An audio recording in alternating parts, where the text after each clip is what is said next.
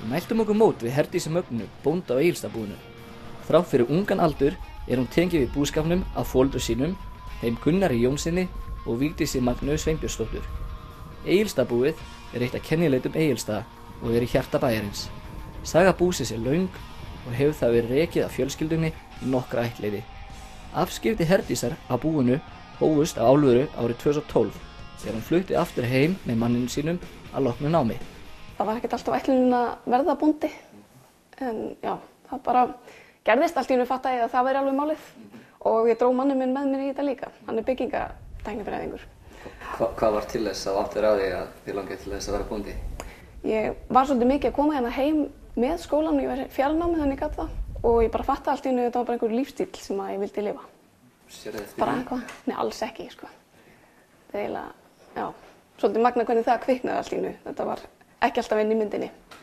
Búskapurinn byggir að stærstum hluta á mjólkurframleiðslu en nautakjöt líka framleitt. Og þetta mikið hark að vera bóndi í dag? Æ, mér er svo leiðilegt að tala það eitthvað þannig. Ég spyr því að... Jú, þetta er náttúrulega alveg hellingsvinna og bundandi en þetta er bara einmitt eins og ég segi, þetta er ákveðið lífstíl. Ef þú ert hrifin af þessum lífstíl þá var það skemmtilegt, sko. En við förum ekkert í 6 vikna sumarfrí eða jólafrí eða... Og í hverju felst kannski þessi lífstíl?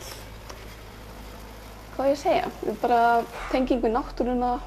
Maður getur verið með börnin sín meira með í þessu þegar það verður eldri af þessu. Heldur kannski í annarri vinnu, ræði sér svolítið sjálfur líka. Og ég er náttúrulega bara svo ríkt í mér allan að tenging bara við skepnur og dýr. Bara, já, líður vel í kringum þetta. Þetta er skemmtileg vinna. Fjölskylduvænt umhverfi? Já, það er það, sko. En þetta er náttúrulega svolítið að breytast. Það er alltaf að verða tæknivetur og tæknivetara. Og tækin stærri, ég held að pabbi áður bundinn á traktor, sko, 7 ára og látið hann keyrast að það er ekki gert í dag, sko. Og opinn traktor, sko. En það er náttúrulega eitthvað að breytast en maður getur samt haft mikið með sér. Og þetta er svona ekki jafn bindandi þegar við erum með róbot sem mjólkar. Þá maður þurfum alltaf að fara í fjós áfram, sko. Vinnudagarnir eru þó langir og eru þau hjónin til dæmis á burðavakt allan sólarhringinn á meðan burði stendur. En er þetta árstíðabundinn rekstur? Nei. Þetta er bara alltaf eins. Það er náttúrulega bara stanslaust. Kýrnar bara mjólka 24/7 og það er burður allan ársskilning. Sumir sem vita það ekki, það er ekki eins og sauðburður, sko, þær bera... Ég vissi það ekki. Nei, einmitt. Þú veist, þú þarft að láta þær eiga kálfa allan ársskilning jafnt og þétt, sko, svo það sé alltaf framleiðsla í gangi. Þannig að við erum alltaf í því, alltaf í burðaraðstoð. Já, og reynum að hafa það nokkuð jafnt yfir árið. Það var áður og var þetta meira bara á haustin, burðirnir. Já, svo náttúrulega, jú, auðvitað er þetta bundið við heyskap og vorverk og haustverk og svona. Bara aðeins mismunandi eftir árstíðum. Þú segir að þú hafir tekið við að foreldrunum í rauninni. Já. Eru þau ennþá eitthvað inn í búskapnum með þér? Já, þau eru það alveg. Ég held að pabbi hefur náttúrulega ekki gert annað, sko. Já, jú, þetta hefur hann gert annað en þú veist, hann bara, held ég, get ekkert hætt. Þótt hann hafi ekkert heilsu til þess að vera lengur en hann er mikið að hjálpa okkur að keyra traktor og svona það sem hann getur gert. Þannig að, já, það er fínt að hafa hann með í þessu og mamma er náttúrulega í ostunum og því. Kemur og passa barnið okkur á nóttunni ef við þurfum bæði að fara út og svona, já, getum ekki gert þetta án þeirra. Nú er Egilsstaðabúið nánast í miðbæ Egilsstaða. Hvernig er að vera bóndi í þéttbýli? Já, bóndi í þéttbýli, eða kannski þéttbýli í sveit eða... kannski frekar. Já, við erum náttúrulega með bæinn þarna í miðri jörðinni hjá okkur og auðvitað er það oft fyrir okkur. Bæði bara vegna þess að við erum að flytja skepnur hérna í gegnum bæinn, þurfum að keyra þeim alltaf fyrst, þannig að við kannski bara að reka þær og bara flytja hey og allt svona. Þetta er svolítið erfiðara, sérstaklega á sumrin þegar túristatrafikinn eykst og maður býður hérna í verða klukkutíma til þess að komast yfir á traktor með rúlluvagn. Já, og svo er náttúrulega auðvitað eitthvað að hafa okkur að fólk vill kaupa, náttúrulega, við erum stundum fyrir, sko.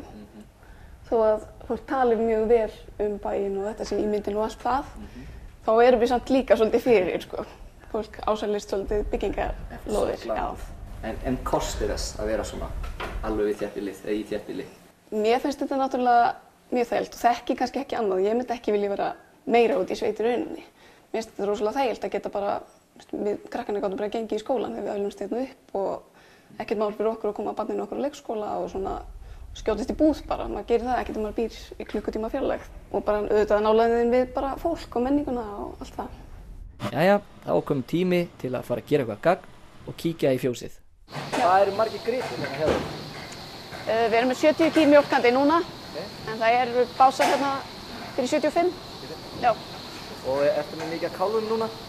Nei, það er bara alltaf, já, það er búið að vera mikill burður núna, það er óvenju mikið af kálfum reyndar, en þetta er bara alltaf. Þú sagði mér áðan að þú fagnir vondaveðrinu eftir einhverja 14 sólskinsdaga. Af hverju það? Ég er kannski ekki fagnir, ég hef kannski aldrei gaman, en okkur var eiginlega að fara að vanta bara bleytu. Og svo þurfum við að koma kúnum út og það er sólbrenna. Þannig að maður þarf að sleppa þeim helst út þegar það er skýjað, þannig að það er ágætt fyrir þær að komast út í kalda veðri bara. Þannig að við erum að fara að binda okkur hérna núna? Já.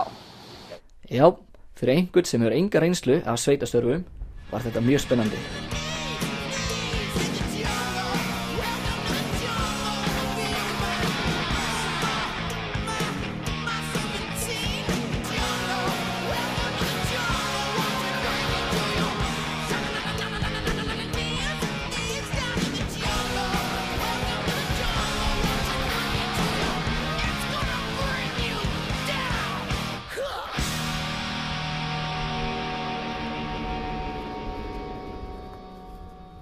Nú er unga- og eggjatími í hámarki og við ljúkum þættinum í kvöld með því að fylgjast með nokkrum fuglum á hreiðrum. Við þökkum fyrir í kvöld og verið sæl.